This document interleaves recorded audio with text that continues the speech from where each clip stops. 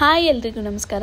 ಎಲ್ಲರೂ ಹೇಗಿದ್ದೀರಾ? ಎಲ್ಲರೂ ಚೆನ್ನಾಗಿದ್ದೀರಾ ಅಂತ ನಾನು ಅಂದ್ಕೊಂಡಿದ್ದೀನಿ. ಇವತ್ತಿನ ನಮ್ಮ ಪಯಣ ಬಂದು ಶ್ರೀ ಶನೀಶ್ವರ ಸ್ವಾಮಿ ದೇವಸ್ಥಾನಕ್ಕೆ.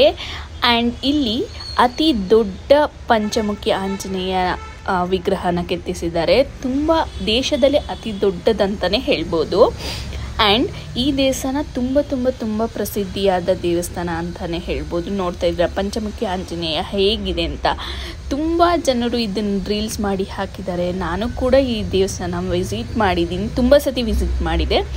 ಬಟ್ ಈ ಸತಿ ಇದ್ರ ವಿಡಿಯೋನ ಮಾಡೋಣ ಅಂತ ಅಂದ್ಕೊಂಡು ವಿಡಿಯೋನ ಮಾಡ್ತಾಯಿದ್ದೀನಿ.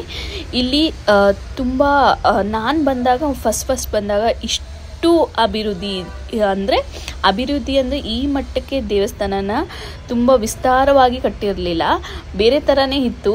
ಈಗ ನೋಡೋಕ್ಕೂ ತುಂಬ ದೇವಸ್ಥಾನ ಮುಂದುವರೆದಿದೆ ಅಂತಲೇ ಹೇಳ್ಬೋದು.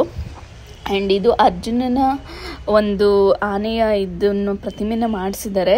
ಇದೆಲ್ಲ ಆ್ಯಕ್ಚುಲಿ ತೋರಿಸ್ತಾ ಇದ್ದೀನಲ್ಲಿ ಈ ಪಿಕ್ಚರಲ್ಲಿ ಕಂಪ್ಲೀಟ್ ಇದು ಯಾವುದೂ ಇರಲಿಲ್ಲ, ತುಂಬ ಸಿಂಪಲ್ ಆಗಿತ್ತು ಈ ದೇವಸ್ಥಾನ. ಬಟ್ ಅಭಿವೃದ್ಧಿ ಮಾಡಿದರೆ ತುಂಬ ಖುಷಿ ಆಯಿತು.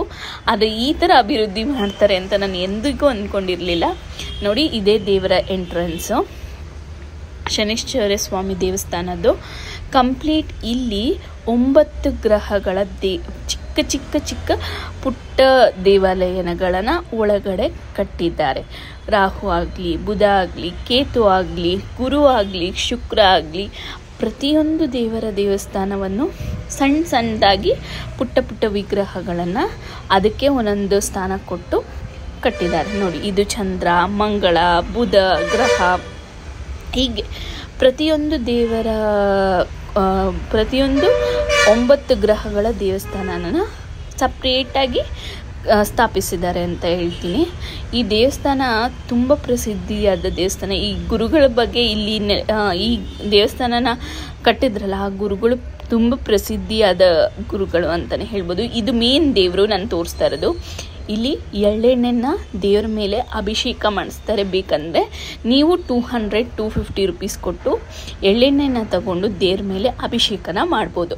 ಆದ್ದರಿಂದ ನಿಮ್ಮ ಏನೇ ಕಷ್ಟಗಳಿರ್ಬೋದು, ಏನೇ ಬೇರೆ ಥರ ಪರಿಹಾರಗಳಿರ್ಬೋದು, ನಿಮಗೆ ಯಾವುದೇ ಗ್ರಹಗಳ ಇದಿರ್ಬೋದು, ಸಂಕಷ್ಟಗಳಿರ್ಬೋದು, ಅದೆಲ್ಲ ನಿವಾರಣೆ ಆಗುತ್ತೆ ಅನ್ನೋದು ಒಂದು ನಂಬಿಕೆ ಎಲ್ಲ ಸತ್ಯ ಅಂತಲೇ ಹೇಳ್ಬೋದು.